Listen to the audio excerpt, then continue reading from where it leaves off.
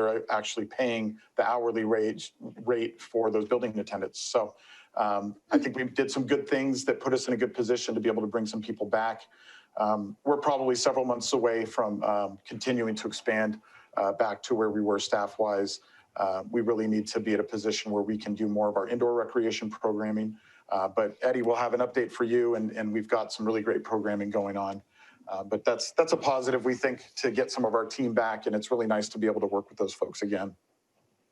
Another item in September that I think is really pertinent to this group is the council approved several easements at the Johnston House property. We've been working with Peninsula Open Space Trust, who owns all the farmland around the Johnston House property, and the Mid-Peninsula Open Space District, who owns some open space above it and has been working in collaboration with Post on the Beta C Trail project, which is this idea that you could take a trail from El Camino basically and come all the way to Highway 1. It's a pretty exciting project. I think they want to have multiple routes. One of them they foresee coming over and coming down Higgins Canyon Road, and the Johnston House is a great kind of hub for parking and restrooms and signage. And so we have entered into some agreements that, some easements that provide the access that Post and their tenant, the farmer tenant, needs to get to their property, and it frees up some more of our property for future uses. So when we get to the point of master planning the Johnston House property, we'll have a really good idea of what we can use and how we can use it. That's really it from that meeting. In early October, the council waived the second reading and adopted the amendments to the beach and parks ordinances. One of the things they did is they took a formal action to eliminate drinking alcohol in any of our parks and beaches.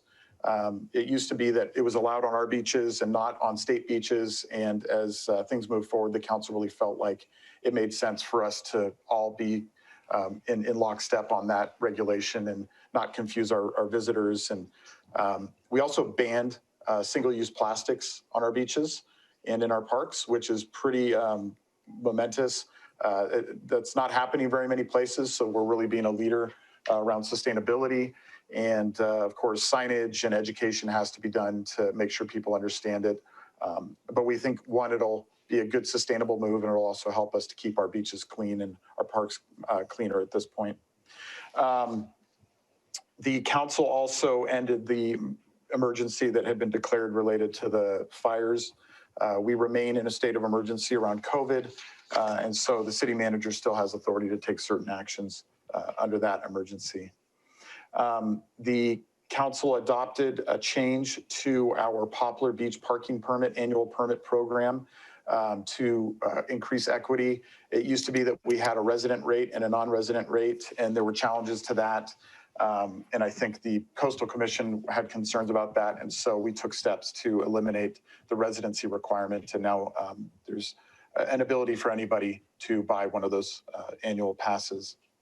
And then many of you have probably heard that in the neighborhoods surrounding Poplar Beach, you know, the Arleta Park and Alsace-Lorraine neighborhoods, we had been asked to take some actions to improve parking and access there.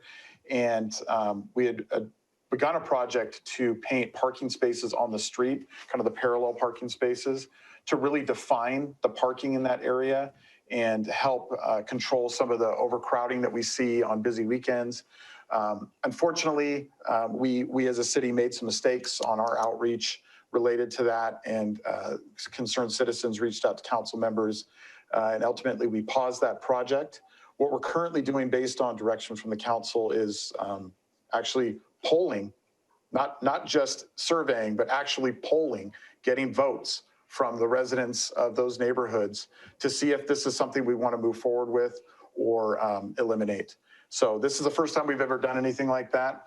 They're using, I believe, the tax rolls to send out ballots for everybody that lives in those neighborhoods. And this may be an approach we can take on other projects in the future as well, especially when we're talking about neighborhood-specific issues. So we'll see how that goes. Matt, have you decided, you know, I mean, is one vote more going to make the difference? Have you decided how you're going to deal with the results?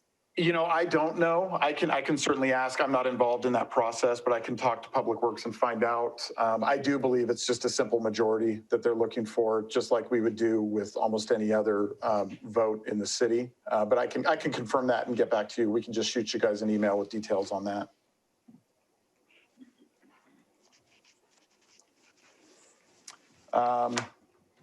And then our most recent meeting on October 20th, this was a really big meeting. It started with a proclamation honoring State Senator Jerry Hill, who has represented the county and our area for many, many years. He is a resident of San Mateo, served on the city council in San Mateo for several years, then was a supervisor for the county for all of his terms, which I think is 12 full years. And then from there, he became a state assembly member. And then most recently, he's been a state senator and is termed out of that. So the only thing else I think he can do is become like the governor or move into the federal government. But I think he's going to retire and put his energies into some other endeavors. But he's been really instrumental on a lot of really important projects here on the coast. So the council wanted to make sure they honored him and thanked him for his service. The council at that meeting directed us to sign a letter to the governor, just asking the governor to consider changing the rules around hotel meetings. Currently, there isn't really a provision to allow any meetings at hotels because they fall into the conference center realm. And there's been a push statewide to allow meetings up to 50 people so that, some of that business travel can start again and start to provide some relief to the hotels from the business sector. They already allow cultural events and weddings and religious events. And so I think part of the question is, why wouldn't a business event treated the same way and managed the same way be safe? So our council really didn't take a stance on whether or not they wanted it to happen, but they wanted to support our hotels and at least ask the governor to consider it and look into it more closely before they make any decisions. The most important thing that the council's done in probably any of our time here is last Tuesday night, they adopted the local coastal land use plan. It's not exciting for most people. It's not sexy, as they like to say, but this document is what is going to govern the future of our city. It looks at how land will be used, where development will happen, what kind of infrastructure will be necessary. And this is a project that's been over a decade in the making.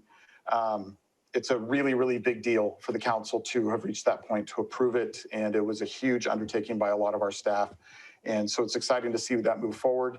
It still has to be certified by the Coastal Commission before it goes into effect. That process can take up to a year.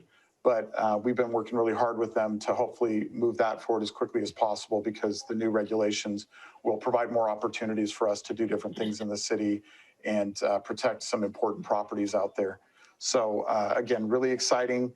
If you don't know about it, I'd encourage you to go to our website and read up on some of the summaries and understand it. Again, it really is the future of our city and what it'll look like over the next 20 to 30 years.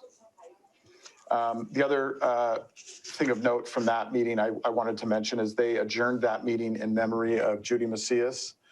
She was a pillar of our community. She's been in Half Moon Bay since the 60s and was one of the early on leaders at Coastside Hope, or what used to be called the Coastside Opportunity Center. She led operations at Seton Coastside and started the RotoCare Clinic, which provides medical care to people that are uninsured through volunteer doctors. She helped to found Sonrisa's Dental Clinic, which is a dental clinic that is funded through private donations and some county and state support to provide dental care, mostly to farm workers, but to individuals on the coast who don't have dental care available. And they've done incredible work here on the coast side. She was also a founding member of the Village of the Coast Side, which, as we'll talk with the senior coastsiders tonight, is an important tool to help provide support and services to seniors in our community. And several years ago, she was elected to the San Mateo County Women's Hall of Fame for all of her efforts. She did so much to make our community better. especially around healthcare and for seniors. And she passed away in August, and will be incredibly missed by a lot of people here on the coast side. That's my report on activities of the City Council. For those of you that attended any of the meetings, if there's anything else you'd like to chat about before we move on, I'm happy to delve into any of the other issues as well.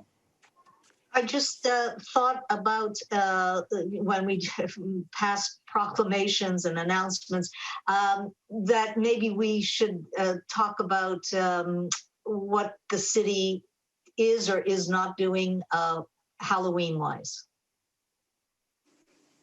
Sure, and that's not something that we've covered at the council meeting other than with the city manager update. The county and state have come out with pretty strong regulations or recommendations that gatherings should not be happening. People should be celebrating in their homes or at drive-through events. They really discourage door-to-door trick-or-treating or trunk-or-treat events. Anything that brings multiple people into direct contact and doesn't allow safe social distancing. It's tough. It's hard on the kids. They've had a rough year, and this was probably something they were looking forward to. I know it's just not as exciting in my home. Some of my kids are dressing up, others are not. But we as a city felt like we weren't going to do anything outside of what was being recommended by the state or the county.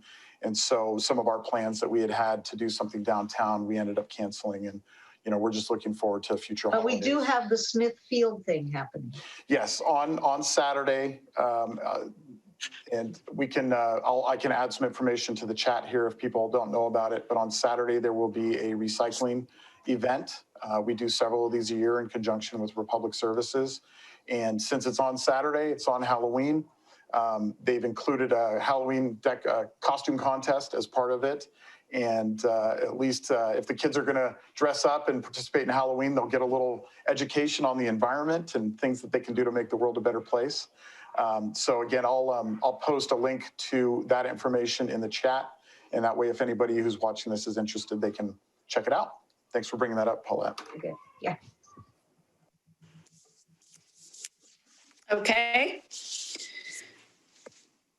Okay.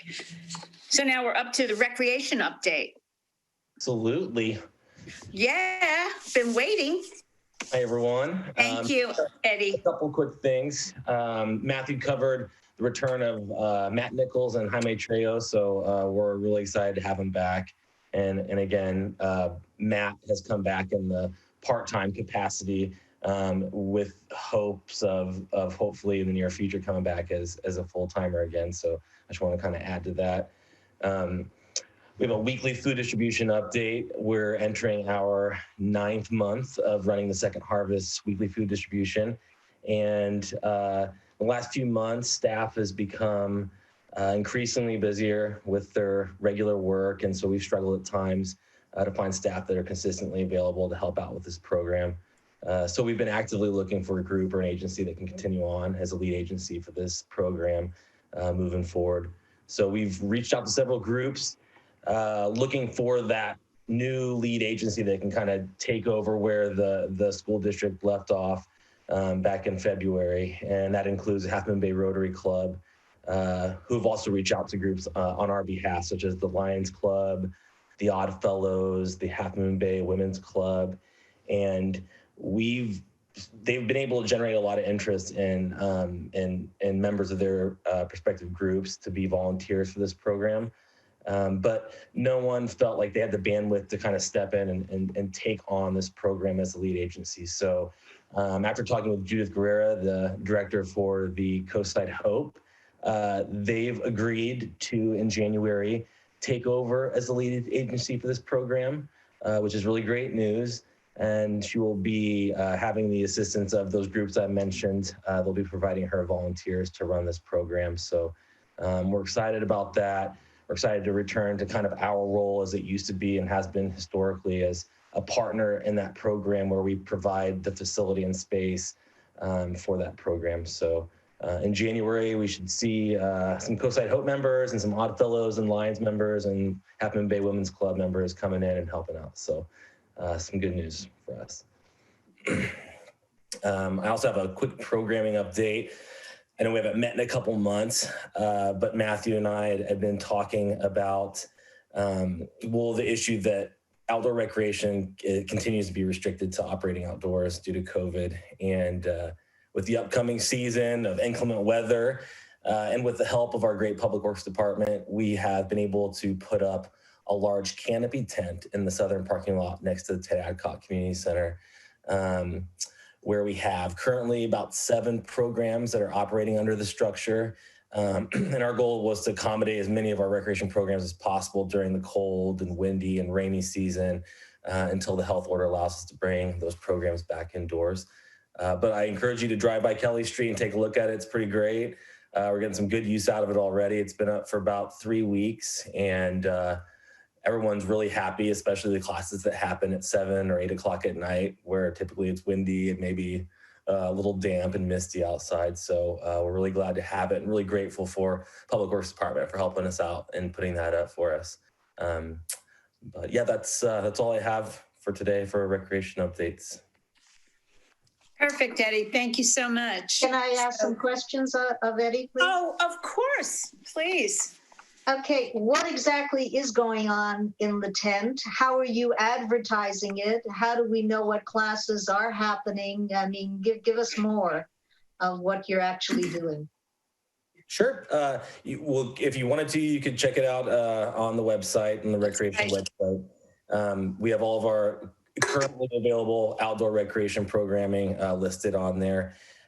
Since it's been up, we've had Zumba in there. We've had 3 different kinds of Zumba classes that take place on Thursdays. And now we have, after a lot of demand from the public, we've added another session on Saturday mornings, about the same time that the farmers market takes place. And one of our really great instructors, Marion Pott, she longtime instructor for the city, and she does a really large scope of different dog training classes and certified programs where dogs can be certified as assistance animals. So those are basically the classes that we've been offering. We're still trying to generate some interest from some of our other instructors. We're finding that a lot of them have found alternate areas to teach their classes from, whether it be their front yards or someplace where they can kind of not cut in the city like we used to do, where, as the agency that promotes for them and handles the registration, we would take a 30% cut of all the revenue that's generated from their programs. So some of them have kind of found other ways and locations to host their programs to folks. So we're trying to get them back in. And that was another purpose of putting up this tent, was to show them that, hey, we have this large space now that's covered and protected from the weather. So those are some of the classes that we've got going on. And again, you can find those on the recreation webpage. It has its own subpage for outdoor rec. And if you follow Half Moon Bay Recreation on Facebook, all these classes come up on a regular basis, advertised there. I should follow that. I didn't know we had a page. That's good. All right, Eddie, can you throw that URL or the link to the Facebook page? Yeah, I can throw that up. Chat? And as far as promotion goes, we've still been doing the same thing that we've always done. We promote through our Facebook account. We also promote through Nextdoor. And now that we have kind of 2 Nextdoor accounts, we have, before Colleen, our communication staff came on, we had already created a city Nextdoor account. Well, she came on and created the official city's account. So we kind of have 2 Nextdoor accounts that we promote on. So between those 2 Nextdoor accounts, and Facebook accounts, that's how we promote via social media. Good. Very good. Do we have any more questions, concerns? Okay, we're up to the Park Master Plan implementation update. Is that Matthew? Yeah, before I jump into that, I do, Eddie's sometimes a little too humble. I just want to commend him and Nicolette and those that have stepped up. This has been a weird year. And, we cut wreck to the bones. And we knew we had to hold on to some staff just to keep things afloat. And they've just gone way above and beyond, stepped up and just taken on all kinds of things. And the food distribution is a perfect example. Thousands and thousands of meals have been distributed because they were willing to step up. Nobody told them they had to. Second Harvest was just looking for help. And the next thing I knew, it was happening. And it's just an incredible undertaking. And because we did that, because they did that, now Coastside Hope's going to step in and help. So it's going to continue. And that's just incredible. And then, of course, with the COVID testing and helping with some of the business and economic development work we've done, they've really just stepped in and helped with a lot of off-the-wall projects outside of the regular scope. And I'm sure they are itching to be focused back on straight rec. But I just want to extend my appreciation because they've really allowed the city to do a lot for the community in the last 9 months that, would normally not ever be asked of them. So thank you. I did want to share one last thing under recreation updates, and we'll provide more details next month. But by then, we'll already be pretty deep into it. We are working on a contest for businesses and residents to decorate their homes and their businesses for the holidays and for all holidays. So I just wanted to share some of the things we're going to be doing for the holidays this year. As you know, the Chamber works with the Beautification Committee on the Night of Lights, which is just a beloved event here. It happens in early December each year. It's a Friday night where it feels like half the town comes out and just celebrates the kickoff of the holiday season with the parade. And, we love opening up City Hall and serving cider and treats and just interacting with the community. And obviously that's not happening this year. So the Chamber is working on what's called the Nights of Lights, which will be hopefully every Friday and starting after or on Black Friday. And it's really to encourage people to come downtown, to patronize our businesses, to shop locally, shop small, and just enjoy our downtown and safely kind of interact together. It's not an event. There's no congregate things happening, but it's just a way to encourage the community to get out and enjoy our downtown. So no shutdown of traffic? No, I don't think there will be any traffic shutdowns planned. Again, we did talk through that, and the concern was you start closing roads and people start crowding the streets. Freaking out. And, yeah. So in order to support that, we as a city are doing several things. One is we're really stepping up the tree decoration, the tree lighting that we do each year. And we will have, beautiful white twinkle lights going from the bridge, north of the bridge, all the way down to Correa Street, really expanding that footprint this year, really making the downtown look beautiful. We'll be doing some extra work at Mac Dutra Plaza to brighten that up and make it look nice for people coming downtown. As the Chamber always does some Christmas trees on the stage there. We've worked with them and the local Coastside Jewish community, and they will be placing a large menorah as part of that display and then lighting it, every day during Hanukkah. And I believe Hanukkah starts in early December this year. And so it'll be a great opportunity for all members of our community to feel represented and to enjoy the holidays, because it really is the holidays. It's Christmas, it's Hanukkah, it's Kwanzaa, whatever people want to celebrate, we want to make sure we're inclusive. And then to really encourage the downtown and all of our businesses and our neighborhoods to look beautiful, we'll be doing a contest for people to decorate. We really want Main Street to just look like just glowing with lights and beauty. There'll be prizes. We're able to leverage some of the sponsorships that we've had to provide prizes to encourage people to decorate, and some raffles for people to be encouraged to vote. So the idea is to get the businesses going, get the community coming out to check this stuff out and to vote and win some prizes. And our hope is it just really gives us something exciting and festive to do this holiday season. We're calling that Light Up the Moon. That'll be the contest. And we're really excited to move that forward. And you'll see more details of that over the next couple of weeks. Any entertainment in the at McDutra? We talked about it. We talked about doing either bands at MacDutra or even getting bands on a flatbed truck going up and down Main Street. Ultimately, in consultation with the county and some other cities that have dealt with some live music, It's still, we think it sends the wrong message. They are working with a local business owner who has some equipment to maybe at least have holiday music playing, recorded music on those evenings down at Mac Dutra, so that, again, it just adds to that atmosphere. But we made a conscious decision not to do live music just to avoid the congregating. It's a call we've had to make too many times, and I'm sick of making that call. I would love to see some live music, and hopefully early in 2021 we can get back on track, and maybe we'll kick off our summer concert series in the winter. So, all right. Any other questions on that before I jump to the Parks Master Plan implementation?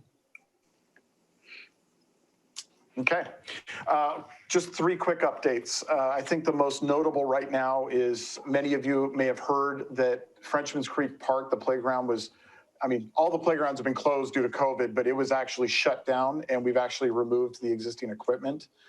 We had regular inspections, and they found some structural damage, and there was major concerns that an accident can happen. And so a couple of weeks ago, that playground equipment was actually removed. As many of you know, and we'll hear from our friends at Friends of Half Moon Bay Parks and Rec in a little bit, there is effort underway to install the new equipment. We're working with them on an MOU so that they can really ramp up the fundraising, hopefully to have the money available so that in the spring, when the rainy season ends, we can get that new equipment, which we already own, installed, and get that playground moving forward. And that will allow us to start looking at places like Oak Avenue Park and Kehoe and some of our other smaller neighborhood parks that need a little sprucing up as well. Public Works were working really hard and then got sidetracked because of COVID and cuts with the kitchen remodel. It is now up and running functionally. They're still wrapping up some loose ends, aesthetics and cleanup, but that'll be available when we're able to reopen recreation. We'll be able to rent that out, hopefully get some cooking classes going, and we've already got fees adopted for it. So we're ready to go as soon as Public Works finishes and then COVID regulations allow us. And hopefully we can maybe schedule a tour for all of you so we can start brainstorming ways to use it. It's going to be really nice and all new equipment and much more functional than it was before. And then the last item, of course, is Carter Park. We continue to work on that. We expect the land use and environmental items to wrap up in the next month or so. And we hope to have all the construction drawings and all that work finished by the end of this year.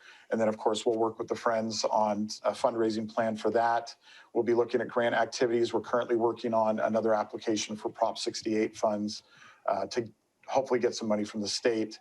We're not terribly competitive because they really look at more disadvantaged communities in the Central Valley and other parts of the state, but we will continue to push for that kind of funding so we can move that project forward. But having it shovel ready, which we should have it there in the next couple of months, will be a major milestone in being able to raise money for that project. Wow. And that's our updates on the Park Master Plan. Perfect. Thank you so much. And now we have an update from the Friends of Half Moon Bay Park and Rec. Hi, everybody. Well, Matthew already started to jump into my report, which is great, because we actually met earlier a few weeks ago about lots of fun things. There are, we're living the COVID-19 dream, as we all are.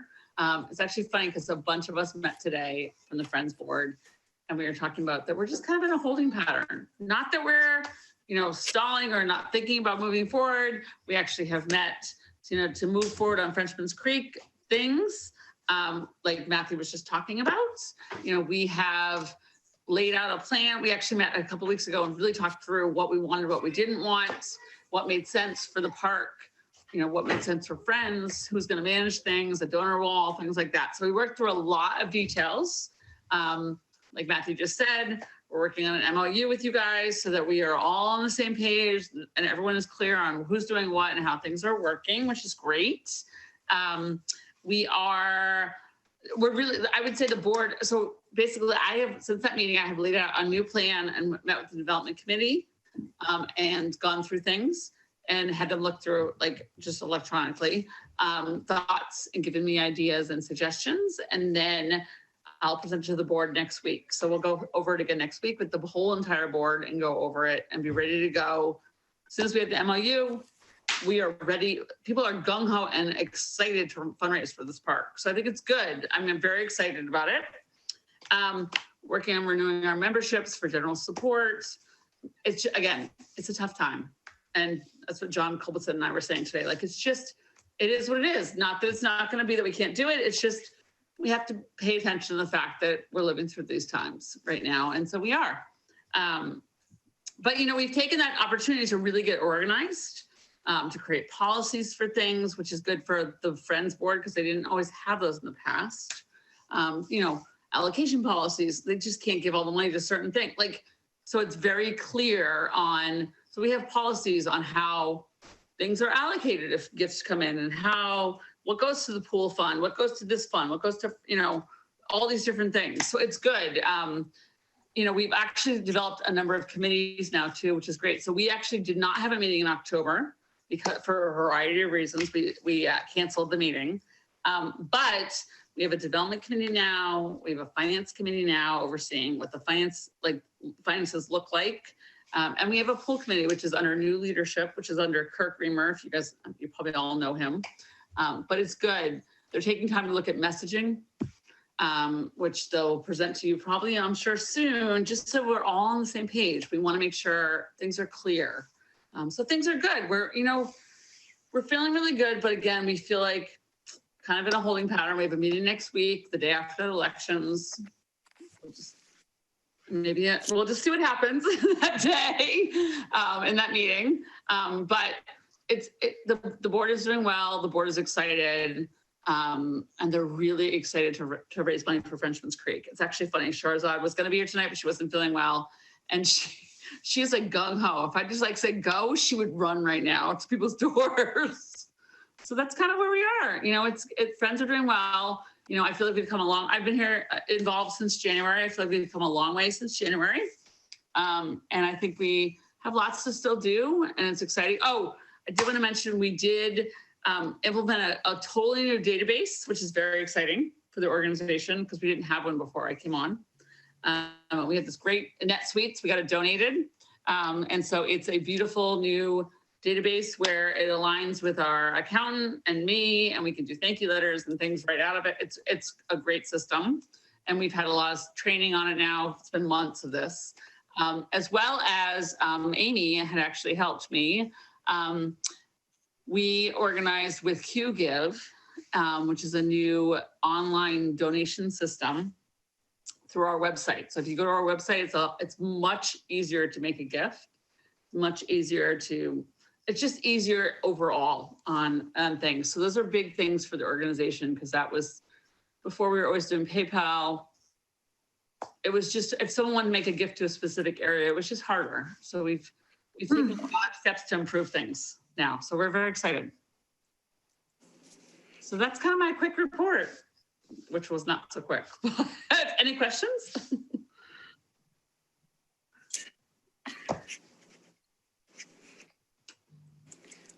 You can always email me if you do, because I'm around. I'm living the COVID dream at home. Thank you so much. Homeschooling. I have a question. Sure. At some point, are we going to be filled in with what the MOU agreement is with the Friends of Parks and Rec? Yes, the ball's in my court right now. We're working on a draft MOU with our city attorney. We'll run it through you before we finalize it with the Friends. Good. Okay, great. So yeah. I foresee it going to Maria and Shahrazad for review, comment, and then we'll take it to you, and then we'll take it to the Friends for final approval. Perfect. And I think that works great. The board will appreciate that. So like they want to just, our board does not want to fine tooth comb it. They just want to see the final draft to make sure it's all good. So they'll be excited. They're so excited to have it. So it'll be good, I'm sure. Great, thank you. Any other questions? All's well? Okay, we're into 5B, addressing adult and senior isolation during COVID with senior co-siders. Hi, everybody. Hey, Hope. I'm happy to provide a little context before we jump into their presentation. And Eddie, thanks for working so closely with them to make sure we made this happen. And thank you, Hope and Sandy, for coming 2 months in a row. Last month was a tough one, but you're great partners and you're back. So 2 months ago, we had a nonprofit that serves San Mateo County and serves the community, specifically around seniors. And it was really prompted by previous discussions about what we could do as a city, as a recreation department, and as a recreation commission to help seniors in our community, especially those that are already probably feeling isolated and lonely. And with COVID, just the impacts are much more significant. And so we've wanted to hear from groups that are already serving that community, what types of services are out there to see where we might be able to assist and support and provide services or activities that could help in that arena. So obviously Senior Co-Siders is one of the main ways that seniors get help and support and resources in our community. So we're really excited to have Sandy and Hope here to share with us the work that they do and hopefully have a good discussion with all of us on ways that we can support and help as well.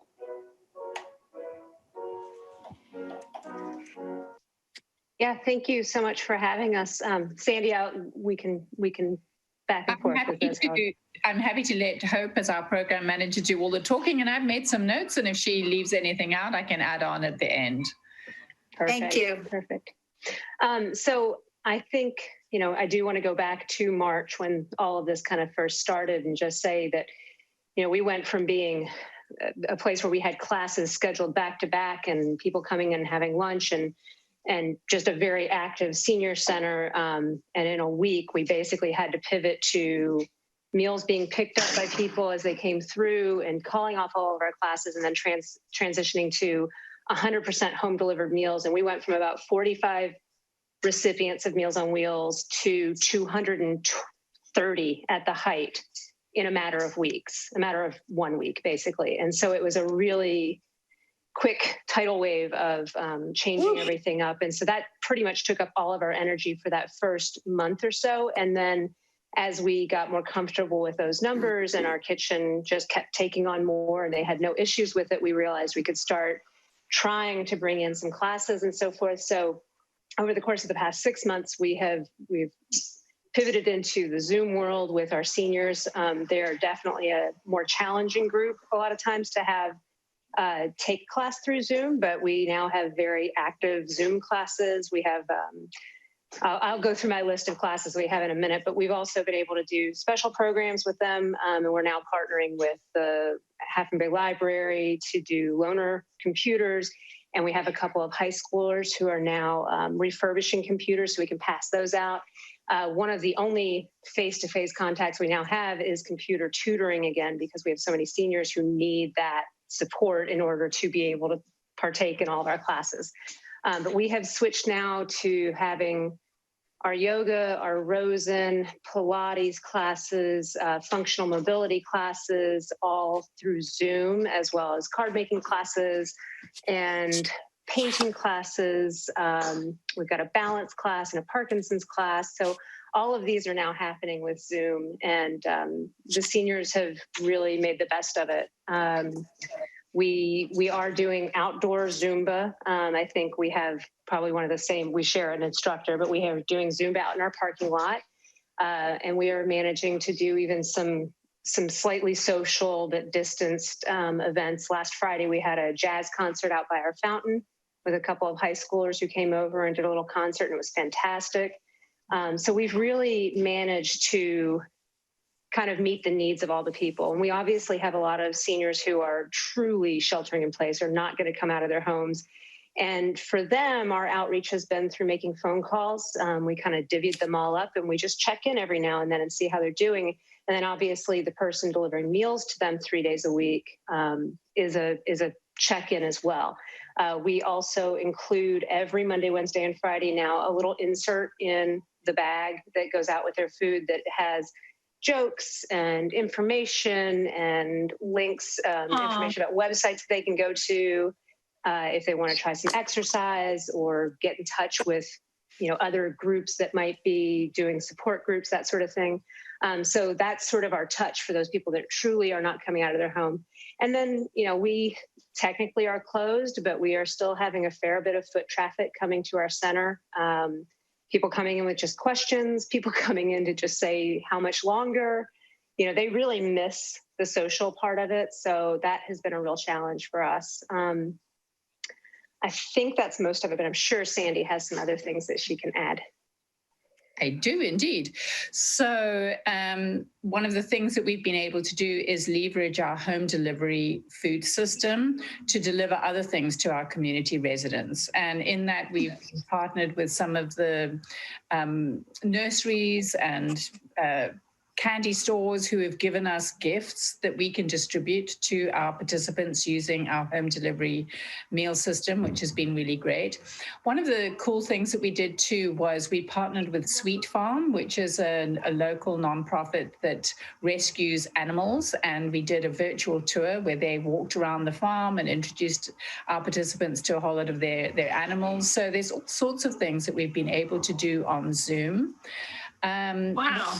Other things that we've been doing in partnership with the city is really an extension of a project that we did last year, which is involving not only our seniors, but others on the coast in discussions about climate change and helping the city to think about how to represent voices of the underserved and the infrequently leveraged people in terms of climate change conversations. So that has been a really good activity that we've done. Another thing that we're doing is around energy resiliency. So after the public safety power shutoffs that happened last year, PG&E is very keen to make sure that people with medical devices don't get cut short when there is a public safety power shutoff. And so we have had a contract with PCE, which is the Peninsula Clean Energy organization, that, and we are giving batteries to people who have medical devices who otherwise would be found wanting if the power goes out. So we've had people say things like they're afraid to go to sleep at night because they're afraid that if the electricity goes off, their BiPAP machines or their CPAP machines would turn off, and then they wouldn't, they're afraid that they wouldn't be able to breathe during the night. So that has been an extremely successful partnership in engaging with older adults on the coast to make sure that they have energy resiliency. And just today, they distributed their 100th battery, which is very, very important. One of the other things that we're doing in terms of, it's not physical activity per se, but in terms of engaging with our participants is having a ballot box in our lobby to make sure that people can come and cast their vote in a way that makes them feel safe and secure and comfortable. One of the other things that we've been doing is we recently had a very successful flu clinic where we had around 50 people come to get their flu injection. And this is so important for older adults because they're afraid to go to the doctor often because they can't get there or because they're afraid, they're just sheltering in place. So being able to offer those kinds of opportunities at our center, along with things like the COVID testing, I think is a really important way of keeping our community safe and healthy. What else do I have? I think the only other comment that I would make is that as with many other nonprofits on the coast, we've had to completely rethink our events that are typically used as fundraisers for us. So in the last few months during the COVID period, we've had 4 events that we've had to completely rethink. So the very first one was Seniors Night Out, which occurs in March. And what that program is we have our most vulnerable people, so our home-delivered people who really don't get out very much at all. And we partner with them with an escort, and the escort goes and picks them up, brings them to our center, gives them a lovely dinner. There's raffle prizes, live music. Everybody dresses up. Every year there's a theme, and this year it was going to be a Hawaiian luau theme. So the food is all themed and the decorations are themed, and we have leis. We bought like 150 lays that we were going to give to everybody. And that was literally due to take place about the week that COVID happened. So we put it off for a while. And then eventually we realized that it's just not going to happen this year. So instead, what we did is we made a delicious salmon dinner with baby roast potatoes and vegetables. And our board and staff delivered these to the people who would normally have come into our center. So that was the first event that we had to reimagine. And then the second thing is that we normally have Taste of the Coast, where that is a partnership with the businesses where we try to provide an opportunity for the businesses to showcase the things that make them special. And normally what happens is people buy tickets, they come to the event. Once you get in the door, all of the food is free, and each restaurant would provide some kind of little taste.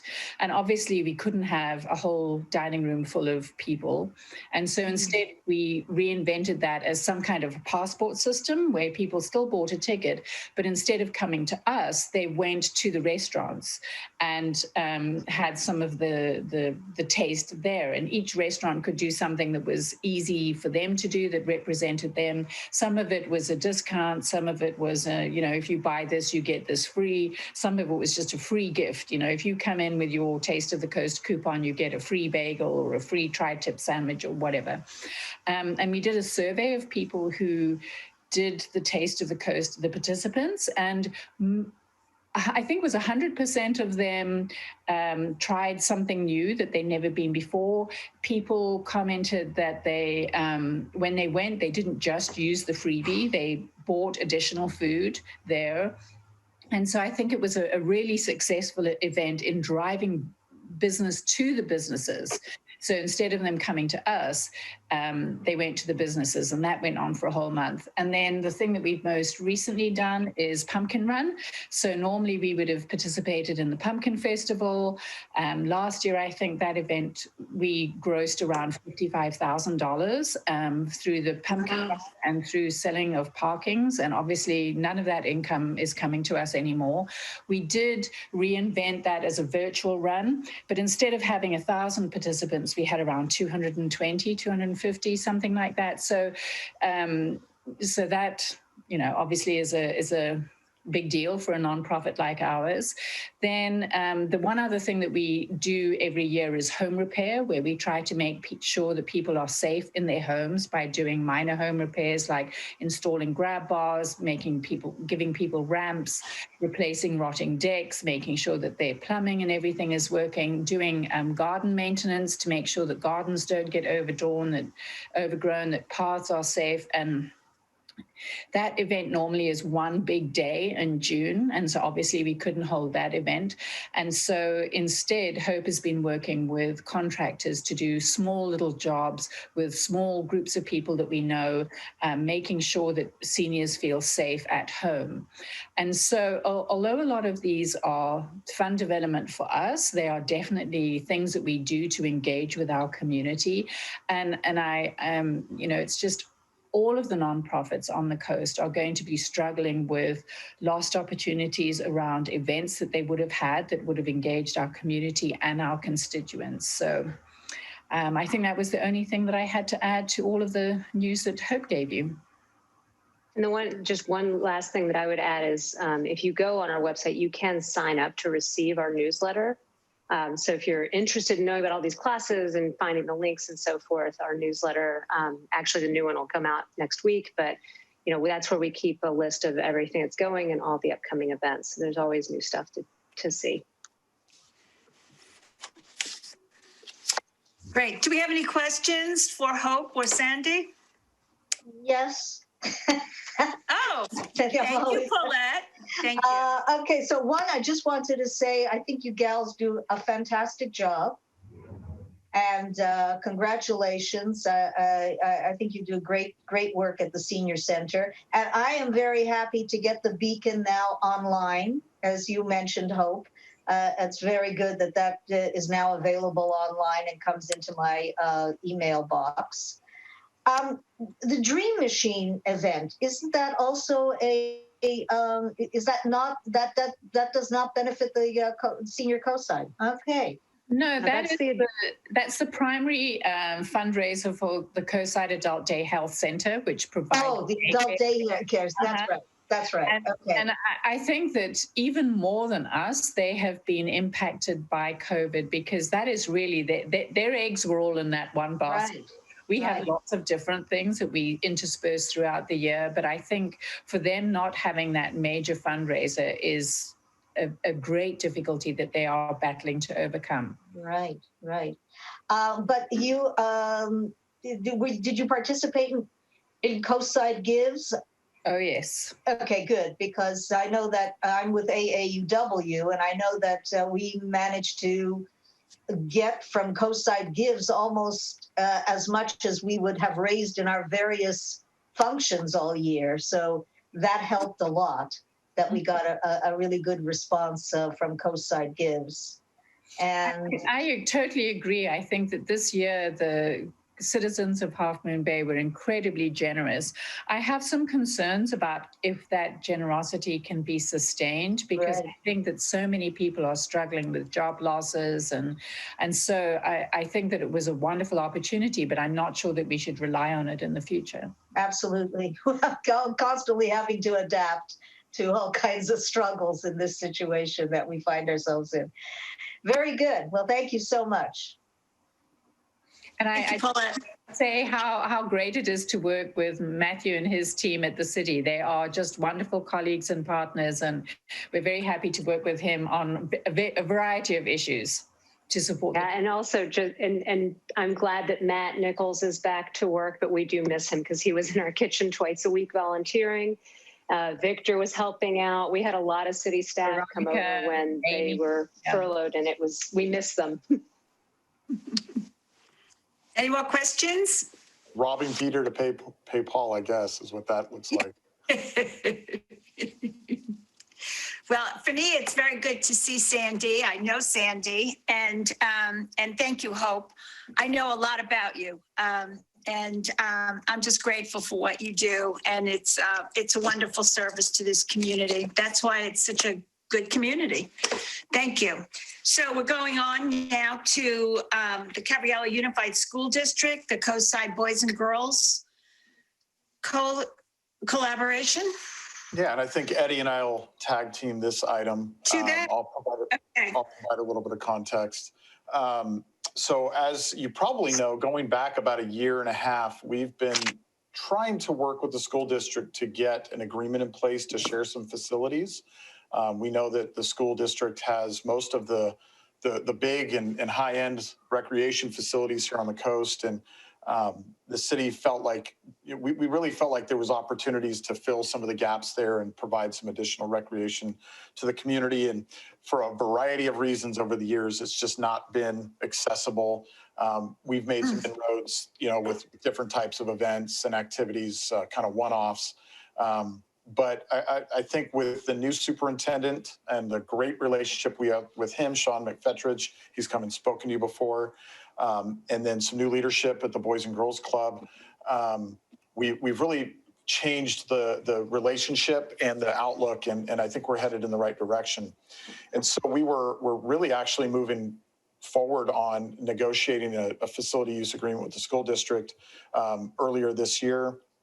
Right before COVID, they asked us if we could slow down on that a little bit while they worked with Boys and Girls Club to transition youth sports at Cunha. As many of you know, the school districts faced a lot of financial troubles. And one of the things that they felt like they were going to have to cut just due to cost was the youth sports programs at the middle school. And obviously nobody wants to see that. That's a great way to provide fair and equal access to students and kids in our community to competition and fitness and all the things that come with playing sports. And, the Boys and Girls Club has really stepped up, and they've taken over that program to offer youth sports through Cunha. And so they had to negotiate an agreement for that, and that was really going to dictate the future of those facilities. And so we accepted that. And then, of course, COVID hit. And so it's been several months of just kind of holding pattern. But a few weeks ago, we heard back from the Boys and Girls Club and the school district to let us know that they had finalized their agreement. And I think primarily based on a lot of work Eddie's done with Jill over at the Boys and Girls Club and providing support for the teen center and now for on-site learning for kids that really have special needs around the distance learning. Everybody was ready to sit down at the table and have a really great discussion. And so we had that discussion last week. And I think at this point, I'll let Eddie kind of fill you in on where we're headed and some of the exciting news we have. Eddie? Absolutely. Just to piggyback on what Matthew said, it's been a long time coming. It's something that, he and I have been talking about since we started together here about the same time, that they just have the best facilities and the best properties for recreation and special events. And the relationship wasn't there. And it took us a long time to mend those fences and build back those bridges. And just from a personal perspective, it felt really good to be at that table, at that meeting where we were actually starting to talk about that they were presenting us with ideas and where they wanted to start with this facility use agreement. And the consensus was we want to do it in baby steps and do it small. And it really helps now being in the COVID that we're restricted and that we have to kind of start small and baby steps. So where we decided to start was with pickleball. And without us even cueing Sean on this, he's already been approached by our huge pickleball community that I'm sure many of you are aware that exists in Half Moon Bay. And again, right now, we're restricted to being only outdoors for recreation. And they have this, what was kind of perceived to be a public tennis court, which really isn't a public tennis court, but they at times were letting the public use it when the kids weren't. He thought that would be the best group and the best way to kind of kick off this partnership between us and the school district and the Boys and Girls Club. So the idea is I'm beginning to develop protocols and process and procedures for us to be able to allow usage of that space through us regulating it and hosting the registration process for that. And I still have to submit some things to Matthew to look at. And then once approved by him, we'll submit that to the school district and to Jesus, which is kind of their risk management staff. And we're really excited about it. And it's been everything I can do to not send an email to the 120 people on our pickleball list just to get them worked up and excited about it, because that's how I feel. I'm just beside myself about it. And I'm kind of taking a page from other cities where they have had outdoor recreation for pickleball available to the public, and just kind of cherry picking their rules as they pertain to us and our community. And it's a little bit different in some cities where they have a public court that's open and they just have some rules listed and it's a free for all. But here it's a different animal, because we're not really using a public facility. We're using the school district facility. And it's like we're renting someone's space, so to speak. So we have to be very delicate, and we have to be very thoughtful and deliberate about how we approach it, and be very respectful of them, and just retain that strong bond that we have right now. So that's where we're starting. We're starting with pickleball. And again, I think most of you know someone that plays pickleball in the community, or a friend or family. Pickleball folks are passionate, and especially here. And so it's a good place to start. We're really excited. We're not trying to rush into it. We want to be very thoughtful again and deliberate. So that's where we're starting off. And I think if all goes well, which I have no doubt that it will, the sky's the limit for us. We've done nothing but, and in my opinion, be really great partners to both the school district and Boys and Girls Club. We're advocates for them and their missions, and we've just done everything we can to be supportive of them. And and now I think they want to reciprocate. So there's no lack of ideas. There's no lack of ideas of things we could do in the event center, things we could do at the pool, things that we could do at the soccer field or the soccer cages. It's an exciting time, and like Matthew said, next month we'll definitely have more to brief you on. But right now, that's where we are, and it's pretty exciting. Does anyone have any questions? Thank you, Eddie. Excellent. Your questions, concerns? Where is the tennis course located, by the way? They're right behind the event center. So there's a little. Okay. There's just a little walkway, a fence, and a gate. Okay. That's another thing that we have to talk about too with Sean is because right now there's a code that you use to get in, and put a lock on it, so those folks that do know or used to know the code, like no one can use it, and that's for a safety, and liability reason. But Certain. yeah, that's where it is, and there's 3 courts back Fabulous. there, and they're currently lined for pickleball. I myself couldn't play back there because they're lined for like 5 different things. And the pickleball lines are like really subtle light brown, but for some reason they're okay with it and they love it, and it works for them, and they would be nothing but excited the day we let them back in there. So Perfect. Thank you. Word's gotten out, Eddie, because I got a voicemail from former Rec Commissioner Elaine Roddy about it today. So you're going to be holding back a tidal wave here shortly. Well, that's good, and that's what we do, and it's exciting. It's like Matthew said, that's what we love to do, and we love recreation, and it's just exciting. It's exciting to come back and to have that problem where people are like banging down the door trying to get back in, and us having that opportunity to facilitate that demand. That's really cool. Yeah, and I kind of piggybacking on Eddie, you could feel the difference in this meeting where, before we were begging and going into these weird meetings where we just couldn't get answers. And in this meeting, Sean, the superintendent's saying, and I can't, next summer, we're going to get the pool open. You guys are going to work with Mavericks, and we've already brokered that deal. And, these things that we've been hoping for a long time are finally going to happen. So we appreciate all the work you all have done to mend those relationships and support them. And then obviously, Eddie and Nicolette have worked extremely hard to develop those strong relationships with the right people, and we're going to see the fruits of it. So we know that opening up pickleball seems like a really small step, but compared to where we were over the last couple of years, this is a huge deal. So and of course, it just provides some recreation for many of the seniors in our community who love playing pickleball, and it's really kind of a intergenerational sport. And Jaime, one of our building attendants, he lives for pickleball.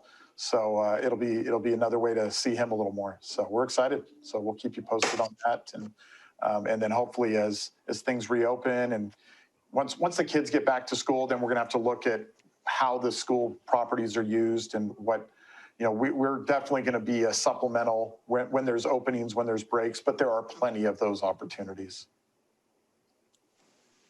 Wow. Well, you have the great team.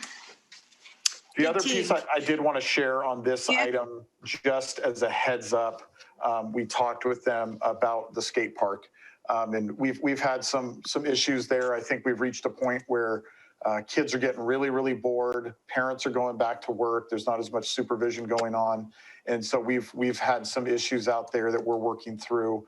And I would suspect at our next meeting we'll have a report on that. Some of the measures we want to take. It's a tightrope we have to walk, because the way that skate parks are written into the state codes, in order for us to not be liable for accidents and injuries at a skate park, we cannot supervise it. And of course, the community gets upset when things happen out there. Why aren't you supervising it? So there's a real tightrope we have to walk to protect the city and from liability, but also do things to keep the kids out there safe and prevent some of the problems. So just wanted to get that on your radar. And the Boys and Girls Club and the school district are partners in this effort. It's kids that they work with, and they can provide support and help. And so you'll hear more about that in the future. Thank you, Matthew. So community garden update?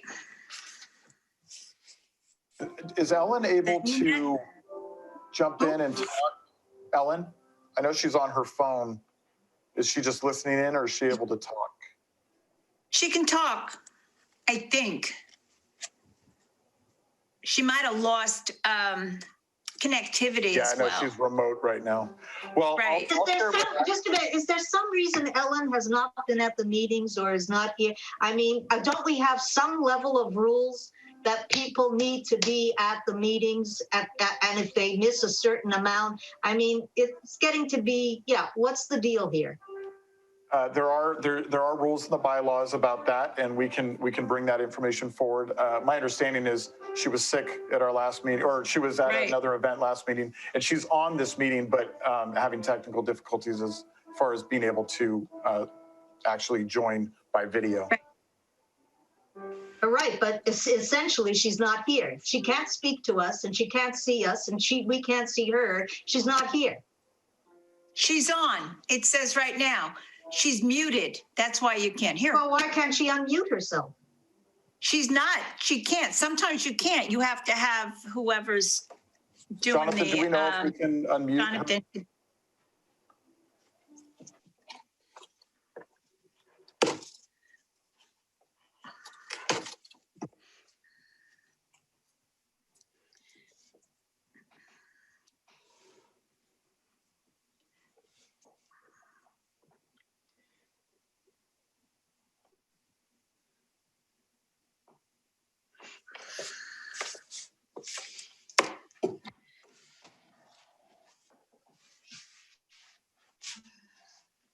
I mean, you know, the truth is this is at least the third or fourth time this year she has not been at our meeting.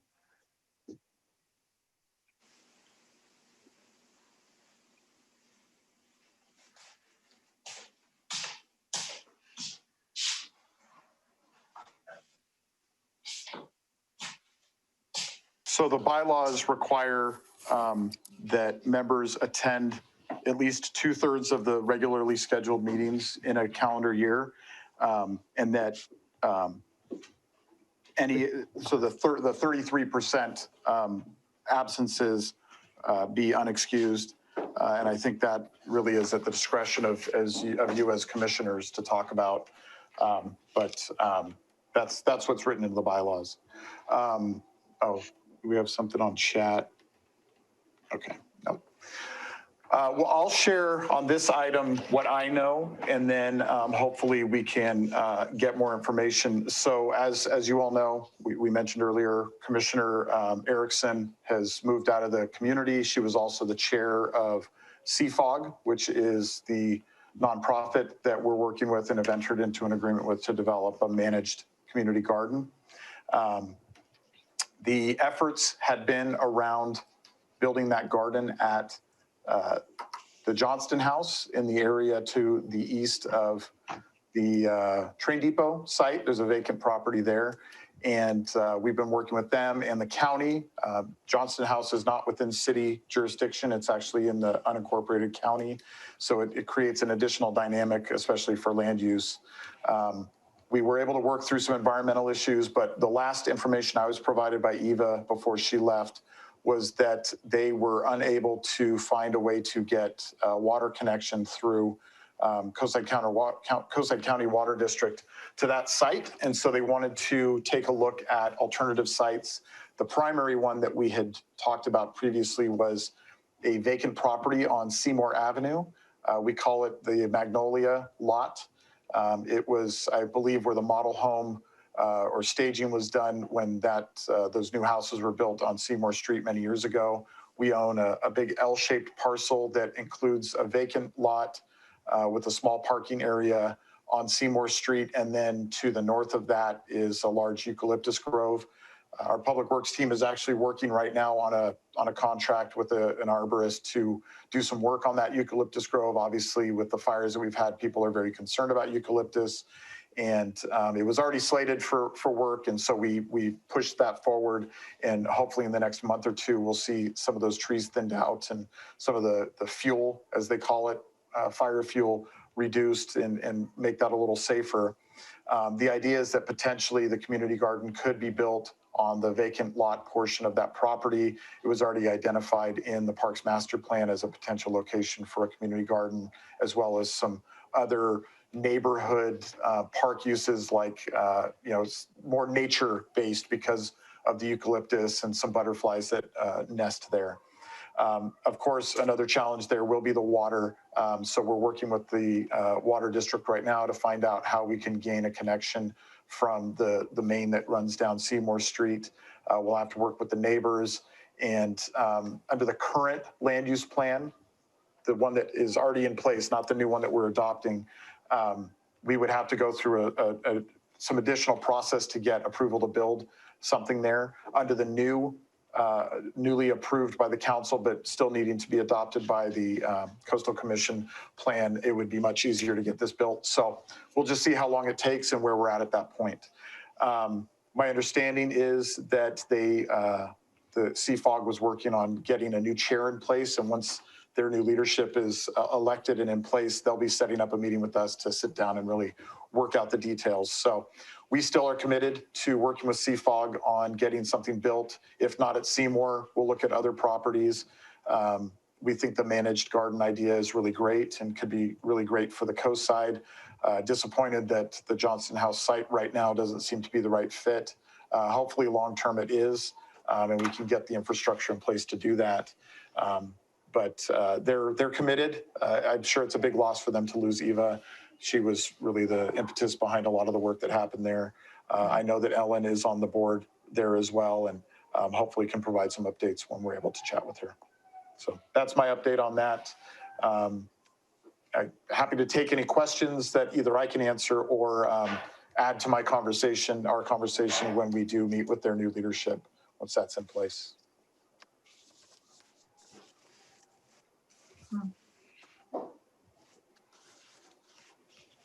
Do you have any questions? So, Matt, do you want to? It's a big loss. Eva's a big loss, obviously, because she's local. Anyone else you're dealing with is not local. Other than Ellen, who's on the board, obviously. No, most of their membership is half Bay residents. Yeah, but in terms of leadership of the project. Did she move away? I'm sorry, I missed She did. I replied to your email. Sorry, Amy. Yeah, she moved away last month.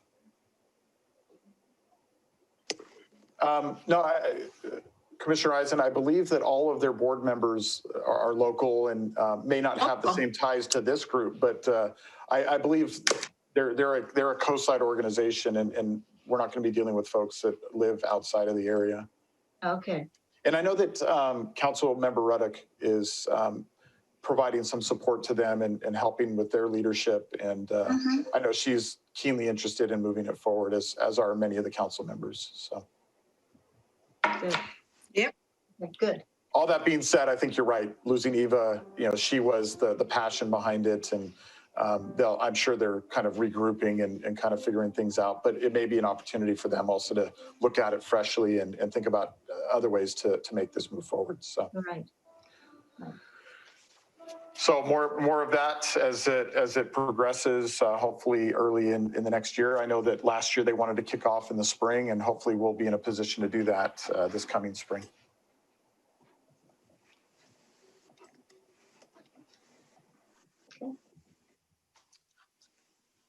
Do you have any, Matt, are there any future items, previews? We've mentioned a couple of them tonight. One of them I'll also mention is Victor on my team has picked up the public art policy again. He was busy working on minimum wage and the census and some other things, but he's been able to pick that up again. And hopefully, if not your next meeting, right at the first of the year, we'll bring out a draft of that, really get your feedback and input and get that finalized so that we can use it to take some action and get some more art here in our community publicly. Good. Very good. Well, whoever I have one thing that I think we need to maybe revisit. I know we visited this a while back, but feedback I've recently gotten makes me think we should revisit this again, which even though nothing can be done right now, but Smithfield. Oh, okay. And the whole softball, baseball thing. I know the people that I've spoken to involved in it are quite unhappy with the conditions at Smithfield. And I think that's a pretty important thing in our community. And so I think that it's worth a revisit. Are you talking about field conditions specifically? Like Yeah, okay. field conditions. And we know that that's one of the ones when they had to start making choices with less staff and less hours, knowing that people couldn't be playing baseball. Right. It did fall to the bottom of the list. Yeah. I know Eddie is working with the Pirates organization. They're going to start doing some camp-based, which is allowed. And based on that, there will be some additional efforts at Smithfield, especially with our additional staff. But certainly we can work with Public Works to have a conversation about, the future of Smithfield and thinking about how to get it back to the condition. I know that we had heard some members of the community feeling like the city was not allowing things at Smithfield, baseball and other activities that were being allowed in other communities. And we had to clarify with their board and make sure that we were all on the same page, that we had actually met with them in July when some of the new regulations came out that would allow these camps. And Little League decided that it was what they could get wasn't worth the effort. And these regulations are state regulations, not ours. And so I know that at least their president, Chris Giannini, and I talk regularly. He understands it. But if you hear that in the community, we'd appreciate redirecting that. They can reach out to me or to Chris Giannini to get the true story, because I think there has been some misinformation about just the restrictions out there and why Little League didn't happen this year. Good. Okay.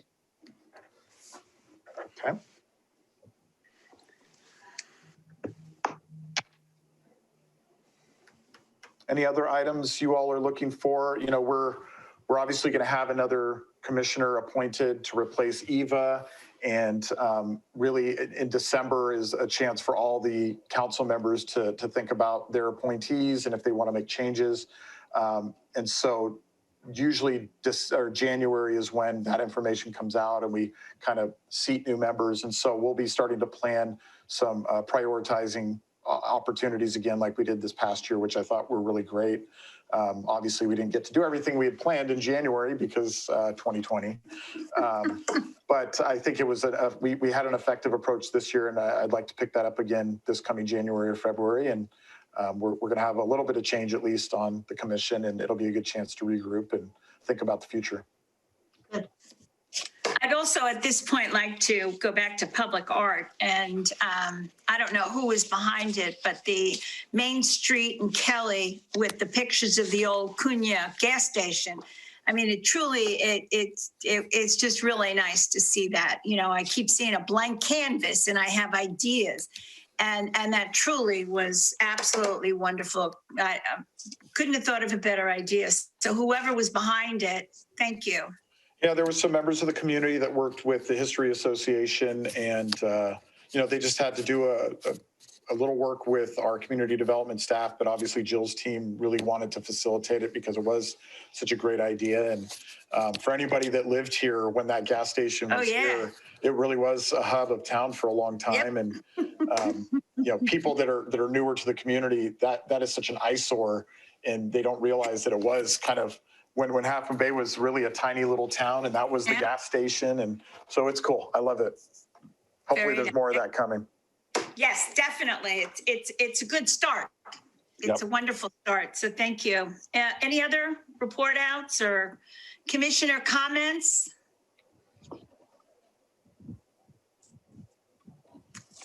Well, I want to thank you all for showing up. This is a wonderful experience. This is what we're all about. And hopefully we'll see you next month. Thank you. So as a reminder, our new schedule that we started a couple of years ago and we just stick with it is November and December, because they fall right in the middle of holidays. We just cancel those and then we hold one meeting earlier in December. So our next meeting Jonathan is December 11th, 9th. So that'll be our last meeting of the year. And, Okay, perfect. and then we will regroup in 2021 and hopefully, the county keeps on its track of reopening and we'll have some opportunities to do more. Yes, orange is a good color. So thank you. Okay, good night all. It's been Yeah, great. yeah, Take everybody. care. Stay well.